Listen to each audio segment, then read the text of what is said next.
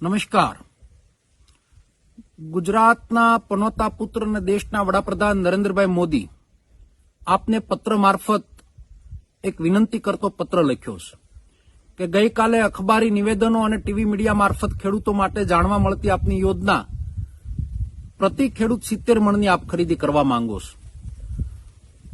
એક બાજુ મધ્યપ્રદેશની અંદર તમારી સરકાર એટલે કે ભાજપની સરકાર મારફત સોયાબીનની અંદર ભાવાંતર યોજનાનો લાભ આપી અને ખેડૂતોને ડાયરેક્ટ ખાતામાં આપ લાભ આપી રહ્યા છો, તો આપ તો ગુજરાતના પનોતા પુત્ર છો ને. આપણે પણ અહીંયા ભાષણોમાં કીધું કે હું 2022 પહેલા ખેડૂતની બમણી આવક કરીશ. 70 મણ ગયા વર્ષે 200 મણની આપણે ખરીદી ગુજરાત સરકાર નાફેડ મારફત થઈ હતી. તો મધ્યપ્રદેશની જેમ ભાવાંતર યોજનાનો લાભ મળે અને ખેડૂતના 200 મણની ખરીદી થઈને સીધા જ એના ખાતામાં જાય એવી એક આપને લાગણી વ્યક્ત કરતો પત્ર લખ્યો. સાથે સાથે હિન્દુસ્તાનની આપની સરકાર મારફત એક સંસ્થા ખેડૂતોની અપેડા નામની સંસ્થા મારફત ગઈકાલે એક્સપોર્ટ ઉપર નિયંત્રણ કરવાનું જે કામ કર્યું.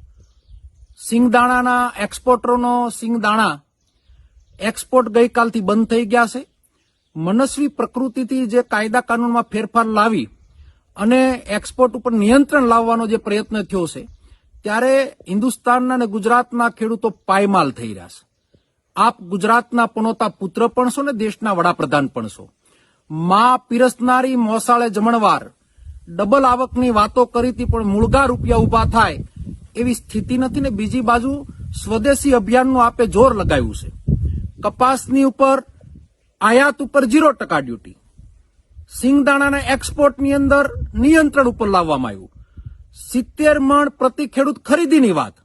આનાથી ખેડૂતની બમણી આવક થશે કે ખેડૂત બરબાદ થશે એની આપના સરકાર અને આપની ગુજરાત સરકારના પ્રવક્તાઓ મારફત પણ સ્પષ્ટતા થાય એવા ખેડૂતના દીકરા તરીકે લાગણી વ્યક્ત કરું છું. ને ફરી વખત પનોતા પુત્ર માનનીય વડાપ્રધાન નરેન્દ્રભાઈ મોદી આપને પત્ર મારફત જાગૃત કરી રહ્યો છું કે મારા ખેડૂતોને પાયમાલ કરવાનું બંધ કરો અને એને મળતા લાભો આપો એવી વિનંતી કરું છું. ધન્યવાદ.